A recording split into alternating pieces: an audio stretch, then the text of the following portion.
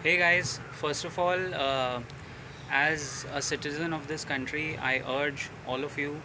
हालांकि हम लोग पॉलिटिक्स पे कभी बातें नहीं करेंगे, दैट्स नॉट माय एक्सपर्टीज़ और एरिया। हालांकि मैं जियो पॉलिटिक्स और इंटरनेशनल बिजनेस पढ़ाता हूँ, ट्रैक करता हूँ, लेकिन होता क्या है कि मैं एक अर्ज करना चाहता हूँ कि in this issue of India Canada relations बस इंसानियत को ध्यान में रखो। I stand by my country and we are all Indians and we stand by the stand taken by our government. क्योंकि ये कोई कौन सी गवर्नमेंट है, किसकी सरकार है, उसकी बात नहीं है।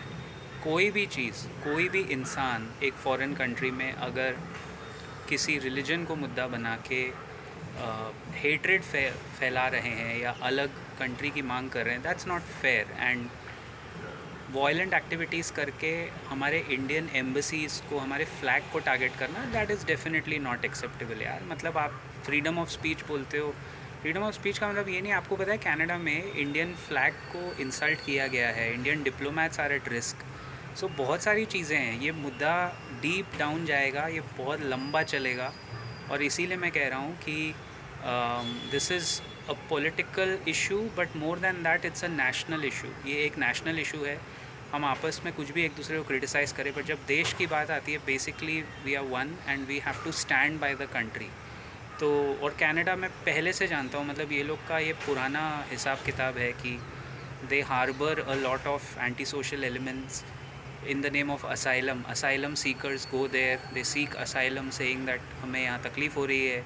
बहुत सारे रेफ्यूजीज़ वगैरह वो लेते हैं और फिर वही सब ये एंटी सोशल एलिमेंट्स ही आगे जाके देखो आज दो देशों के बीच में कितना बड़ा प्रॉब्लम हो गया। ये होने ही वाला था, it was a matter of time. I am frankly not surprise. लेकिन मैं तो, हम तो बिज़नेस वाले हैं, धंधे वाले भाई, हमें क्या लेना देना। आप लोग देखो, आप चुन के आए हो। द पॉइंट इज़ हमारे स्टॉक्स कैसे पिटे। कल मैंने आपको बताया था ना, कैनेडियन पेंशन फंड, ज़रूर उसमें कांड होगा। देखिए सारे स्टॉक और पेंशन फंड आस्ते आस्ते करके बेचते जा रहे हैं। लेकिन बोलते हैं ना, एग्ज़ाम में when we use to prepare, always there use to be questions that use to come out of syllabus.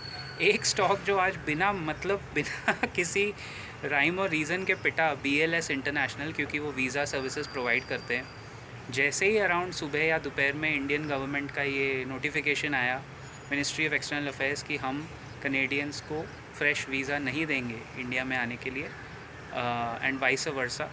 तो जैसे ही कॉन्सुलेट का ये बयान आया, वहाँ से BLS इंटरनेशनल, जो वीज़ा सर्विसेज प्रोवाइड करती है, अच्छी कंपनी है, मैंने एक दो बार कवर किया है उसको, वो 3% नीचे गिर गया। मतलब बोलते हैं ना, बेगानी शादी में अब्दुल्ला पिट गया, वो वाला हिसाब है। मतलब बिना मतलब, भाई BLS is not just doing visas for Canada, they are doing it for all countries. Most of the countries में उनका मार्केट शेयर वीज़ा प्रोसेसिंग में बहुत अच्छा है, अच्छी कंपनी है यार।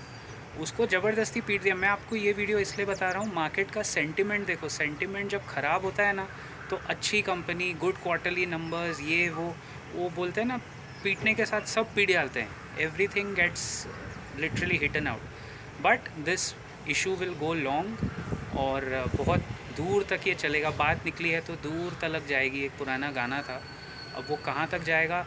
आपको सिर्फ क्या देखना है भाई, आपके स्टॉक्स जो हैं उनका एक्सपोजर इस स्टूपिड चीज़ में है या नहीं, है ना। जैसे BLS वाले बेमतलब पिट गए, वैसे आपका कोई होल्डिंग एक्सपोजर ऐसे पिटे हुए इंडस्ट्री में जो डायरेक्टली कनेक्टेड है पॉलिटिकली, उसमें है या नहीं। So if that is sorted, then you are sorted, right. I will see you in the next video. Till then keep profiting.